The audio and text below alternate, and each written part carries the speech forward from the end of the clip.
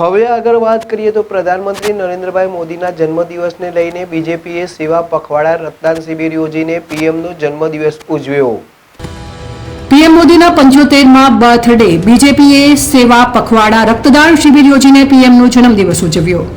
પ્રધાનમંત્રી નરેન્દ્ર મોદી આજે તેમનો 75મો જન્મદિવસ ઉજવી રહ્યા છે। ભારતીય જનતા પાર્ટીએ પીએમ મોદીના જન્મદિવસને 2 અઠવાડિયા લાંબા સેવા પખવાડા તરીકે ઉજવવાની જાહેરાત કરી છે।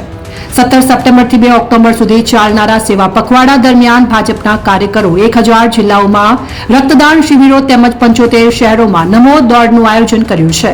આ ઉપરાંત વૃક્ષારોપણ સહિત અન્ય ઘણી તૈયારીઓ કરવામાં આવી છે। બીજેપીએ સેવા પખવાડા રક્તદાન શિબિર યોજીને પીએમનો જન્મદિવસ ઉજવ્યો। પ્રધાનમંત્રી નરેન્દ્ર મોદી આજે તેમનો 75મો જન્મદિવસ ઉજવી રહ્યા છે। ભારતીય જનતા પાર્ટીએ પીએમ મોદીના જન્મદિવસને 2 અઠવાડિયા લાંબા સેવા પખવાડિયા તરીકે ઉજવવાની જાહેરાત કરી છે તેમજ વૃક્ષારોપણ સહિત અન્ય ઘણી તૈયારીઓ કરવામાં આવી છે। રાજસ્થાનના મુખ્યમંત્રી ભજનલાલ શર્માએ વડાપ્રધાન નરેન્દ્ર મોદીના 75મા જન્મદિવસ નિમિત્તે સેવા પખવાડા હેઠળ સ્વચ્છતા અભિયાનમાં ભાગ લીધો હતો।